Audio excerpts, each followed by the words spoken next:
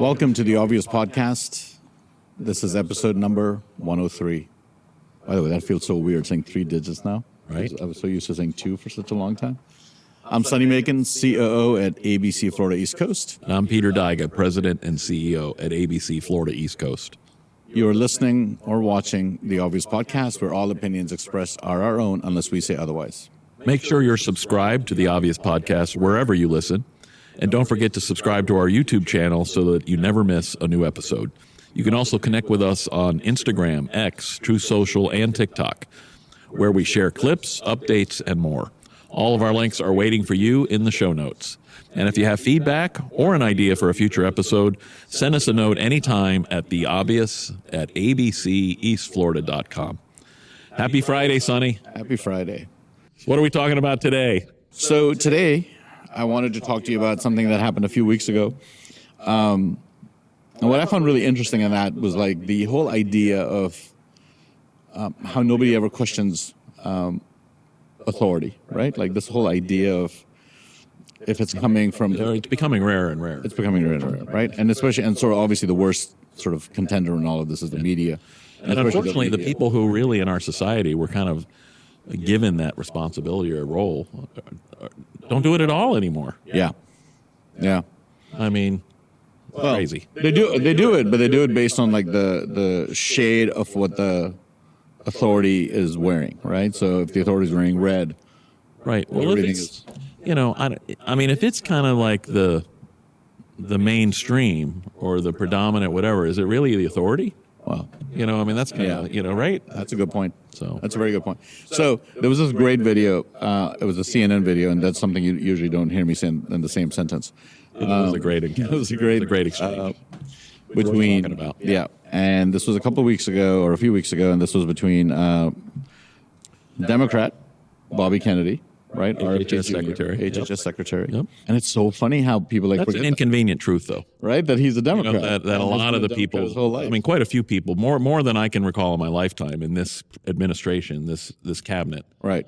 were, some of them have moved on, but, were people who actually ran for president on the Democrat side. Yeah. Tulsi Gabbard, I think, did that. Yep. That's right. She was part of the cabinet. She ran for president. Any event. I mean, that's often overlooked. But do you remember? This is a you and I, iconic Democrat. You and I are old enough to remember when there was talk of McCain and Lieberman running together. Remember that? Yep. And how the media was fawning over them. What a bipartisan, beautiful marriage that was, and Right. and how that would have been transformative into this country. Now here we have Democrats in the cabinet Right. of this president, and it's like, it's completely forgotten. Means nothing. Yeah. In fact, the Democrats that were in the cabinet are treated the way they would treat anybody else from that cabinet. Like it's just, it's so interesting to me. Yeah. Anyway, so Dana Bash or Dana, I don't know how she says her name because I've heard it all sorts of ways. So I heard it on Jesse asking that same question, and somebody said it was rhyme with banana, so Dana. Dana? Okay. Dana Bash. I don't know if that's true. I don't know if that's true either. But I've heard Dana and I've heard Dana. He's a professional. He's a TV guy, so if his Dana because it rhymes with banana. And Bash. So we're going to play this, and it's not long. It's about like 3.5 minutes, and then you and I will talk about it. Sounds great. All right. Because there's a lot of litigating and relitigating that I don't think is really helpful to do with regard to COVID. Actually, I'm going to pause that. For her to say there's a lot of litigating and relitigating. They always say that when they don't want to actually be held accountable for any position they held or pushed. So I was reading an article about this, or a little piece about this specific interview, and the writer, and I wish I could remember the writer's name, brought up the fact that she comes up in Fauci's diaries because she's been texting Fauci, telling Fauci how great he is and how much they respect him. And she specifically referred to some interview that she had with Jim Jordan, and they were talking about, and this is her and Fauci having a conversation. And Fauci says to her, I totally would have understood had you told Jim Jordan to go F off. Right? So they're very friendly. So now she's like, I don't want to relitigate that, right? I just think that's interesting. Well, and that in context explains this exchange a little bit more, right? Because she's very much a part of the diaries. Yeah. With regard to COVID. And the question is about so-called gain of function, which for people who aren't entirely clear about it, It is a highly risky research process that includes manipulating a virus to study how it behaves as it evolves. Now, what scientists say is that although it's controversial, it's necessary to prepare for the next proverbial pandemic, to get ahead of it, to figure out scientists. what these viruses can do. You want to end this gain-of-function research. Some scientists say, isn't it better just to put better guardrails around it? People have been trying to put guardrails around it for generations, and it hasn't worked. And clearly, COVID-19 pandemic and many other global pandemics that we have come from gain-of-function research. The RSV epidemic that we have, that is the biggest killer of kids in this country today, came from these kind of experiments. The Lyme disease almost certainly came from this kind of research. So, and the scientists who you say are experts are making the argument that this is necessary for pandemic response, cannot point to one instance in history where research that came out of this kind of experimentation has actually provided us something beneficial. So how do you prepare then? How do you prepare for the next pandemic? I mean, that's literally part of your job now, Ask your because scientists. experts think it's going to happen within the next 10 years again. Yeah, I mean, I think we did virtually everything wrong the last time. So what about now? The principal thing that we need to do is we need to listen to what's happening to doctors on the ground.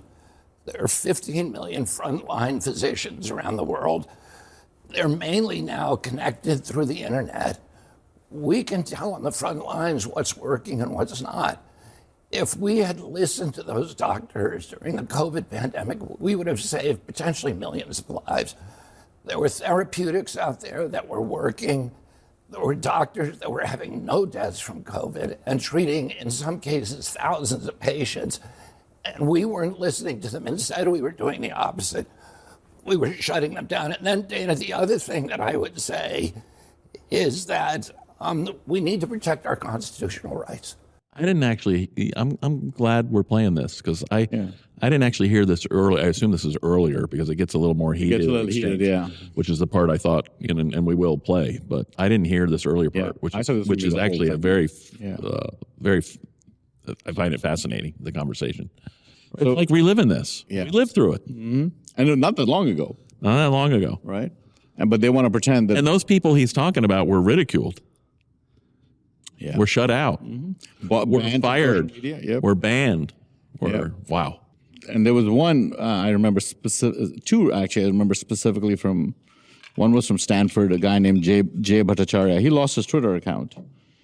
Now he's got some not cabinet, but he's got some high position in this administration. Yeah, I mean that's the charitable consequences. Yeah. Using your social media Yeah. account. I mean, there are people that lost their jobs, promotions, their careers. There was another Marty McCary out of Johns Hopkins. I think By the he way, had some of them have sued and won the lawsuits. won the lawsuits. and the yeah. government's paying them millions. Yeah. You know, so So I'm going to play this right. clip as well. The Wall Street Journal reported that the president is pressuring you to conduct studies probing the link between vaccines and autism. Is that true? Did you say probing the link?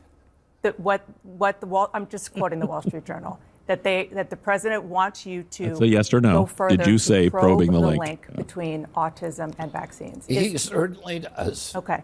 Now, that's the job of have the you leader, talked isn't to it? him about Actually medical encourage him. research that have studied this for 25 years and found no link between autism and vaccines? And just this is my question here, because I don't want to litigate that. My question is, why not, because you are HHS Secretary now, why not study what could cause autism, which scientists do believe starts with fetal brain development? Why not do some studies on that, whether Scientists. you're an There's a environmental word again, lawyer, whether quote, there are unquote. environmental Experts or factors scientists. that go into contributing to a predisposed genetic situation? Well, let me say this first. We're doing all those things. And that's one of the ways that we found Tylenol. There's 73 studies out there and linked Tylenol exposure during later pregnancy and during the perinatal period to autism onset. But you are wrong when you say that this issue has been studied. It has been studied, and you're rolling your eyes, Dana. But I this am, is another because I example. don't want to have you use our air to say this. There have been more than 40 studies involving 5.6 million people to conclude there is no link between vaccines and autism. This is the head of the Committee of Infectious Diseases for the American Academy of Pediatrics. And now let me tell you what the Institute of Medicine says, which is the National Academy of Sciences, which is the ultimate arbiter on vaccine safety, in which it does not have an interest in this debate. It says that none of the 8 vaccines that are administered during the first 6 months of life have ever been studied for relationship to autism. It found 2 studies, one on the DTP vaccine that showed that it does cause autism, and one on the hepatitis B vaccine, which is typical. that again suggests that it does cause autism. The Institute of Medicine dismissed those 2 studies because they were based on CDC's database. The studies that you're referring to are all for one vaccine, the MMR vaccine, or one ingredient, thimerosal. So you are actually looking at, you're starting new studies to try to link autism, but you're also telling me trying to link. Oh my God, I'm so trying loaded. to find out why has autism gone Are you from also less trying than to, why are you has also trying to autism find gone- out how it interacts with people's DNA, what's predisposed to have an autistic child?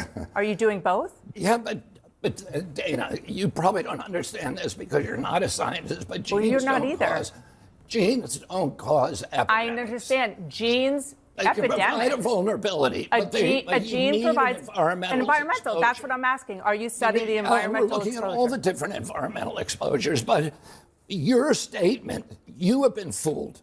Your statement that this has been studied is not true. It's categorically It is not considered. true. Not for any of this stuff. It is considered. Considered decided by who? By every scientist who has studied this. That is not true. I can give you true. hundreds of scientists who have looked at this. So and on the say, one why hand, is you it? are. Do you understand It's why the people aren't National getting? Academy of Sciences. What greater authority Do you have than understand that? why people are not getting measles vaccines? Because they're hearing you say that it could You're cause trying autism. to change the subject. I'm not. It's very much Yeah, you are. related. Show me one of the studies that's been done on the first 8 the vaccines during the first 6 months of life. You will not find them. The National Academy of Sciences So say if that's they the do not case, then exist. why are you telling people to get the measles vaccine? Because that is one of the vaccines that has been studied. Okay. Those are the the studies she only one cited. that has been He studied. said you're only Do talking you about the want one people vaccine. to get the MMR vaccine? My Yeah, blood I is said boiling. that already. Okay, so I know you're flustered It's a now, and it journalist. is. I don't. it is I'm not flustered at all. Because I am people have not frustrated. been honest The with reason you. I'm frustrated is because you repeat you things are and the the experts say HHS. yes. You are the HHS Secretary, and you are talking about things that lead to vaccine hesitancy in this country, and it is something that causes problems for people Let me when ask there you- is not anything. Let me ask you something. Do you see your job He has a as great line ending coming up. vaccine hesitancy, or do you see your job Here it as is. telling the truth to the American people? I see my job as telling the truth, and the truth is that there is study after study after study. It's one of the most studied things out there in science. You're repeating and it is like a this. parrot. You're repeating So are it you. like a parrot. So are I've you. actually read the science. You Let's don't and I wanna- come you don't back wanna- here and debate the So you, science. I'm not debating this with you. Of course you won't. No, because I'm not all you debating know how to also- do is repeat things that people told you and say, trust the experts. That's what you did during COVID. Now we know that Anthony Fauci, who was the expert, was lying about everything, about masks, about social distancing, about natural immunity, about the transmission from the vaccine, about the source of COVID. He was lying, and you were punishing people for not trusting the experts. And now you're rolling out the experts again Yes. to talk about something that you have no personal knowledge of. Okay, well, guess what? That is my job, to talk to people. Your job is to Am I tell the allowed to truth talk? to the American Yes, public. yes. And my job And is to to be- get as and much to- information as I And to can. maintain And what we were doing, a posture what we were of doing, fierce skepticism what we toward were government doing authority. in COVID and still, with regard to these vaccines, is getting the best information, the best science that we can, and putting it out there. And sir, what you are doing is causing getting the best information science to from be out somebody there who that was is lying to not you. accurate. who was lying to The you. National Academy of Sciences, which you just cited, in November, said, we support the statement that vaccines do not cause autism. This is the National Academy of Sciences that you just talked about. Look at the National Academy of Science most recent report. Okay. And you'll see. I want to ask you one other question because it's something that. Okay.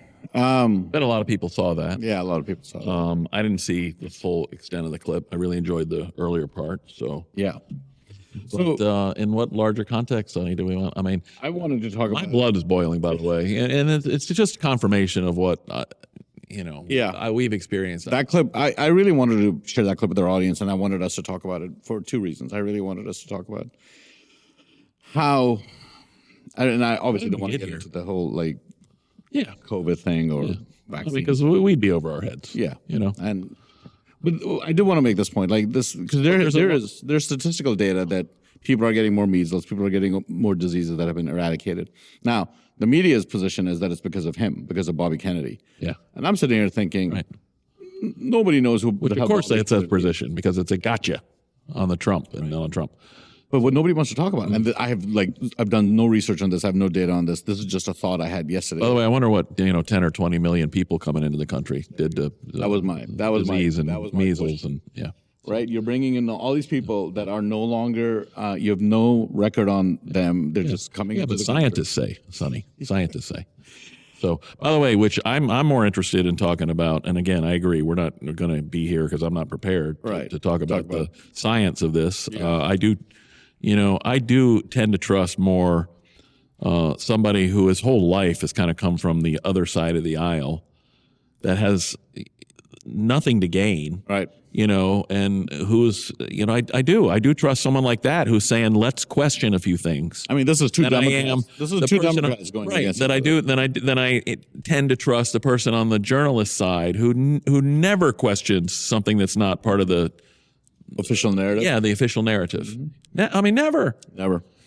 So, and that's more what I'm more interested in, how we got here, because quite frankly, the allusion to the scientists say, and what have we learned about, by the way, the politicization of scientific studies and the money and whatnot? I mean, we've been moving towards this for a long time. Yep. And quite frankly, I think the left has been moving us towards this for a long time. And they figured out, how to use, the scientists say, in order to get us to conclude certain things and without questioning. And control people, right? Yeah, absolutely, and control people. I was shocked. I remember during COVID, they're like, well, you can have Thanksgiving, but no more than 3 people. Right. And don't hug each other. Like, really, dude? You're going to tell people how to behave in their own homes? Right. Well, and he alluded to it. We have an ability now to talk to actually the people on the ground that we're treating these people, and we completely ignored them. I remember it. I remember, you would find articles or stories or videos or whatnot about certain people, and they were advertising their clinic because they had this tremendous success rate. Come here because we're doing some of the things that aren't part of the official narrative, and they were ridiculed. And again, they were fired. Their careers were destroyed. They did that to Joe Rogan. I remember when he talked about taking ivermectin, and they were like, that's a horse medicine. And that's, and it's not. Absolutely. I mean, people have taken it for years. But you know what the challenge we face, Sonny, with all this is, and I had to look it up because, confirmation bias. Yeah. The challenge we face with all this is people, even the people we're talking to, ordinary people who are just going about living their life, were told something and they trusted it. And so their mind, this is the truth. And so even them, that's where confirmation bias comes in. It's it's a tendency to not be able to believe or change direction when you've made that decision at some point that this is the truth. That even in light of or being faced with contradictory information, you have a hard time because your brain and had already decided this. So that's a very good point, and I think that's one of the main reasons I kind of. This is my personal opinion. I kind of like RFK for that reason because he's a flaming liberal, right? He's said some insane things in the past. He found a way to get around the confirmation bias. Right, because he got new information, he studied what he studied, and he realized the experts were wrong. By the way, he's not saying either, that's the thing, that he's just not saying they've concluded on a lot of these things one way or the other. He's just saying, let's look at it fairly, and that's the irony that we can't even do that without the Dana Bashes of the world. So you have Dana Banana. Well, that was a fun episode.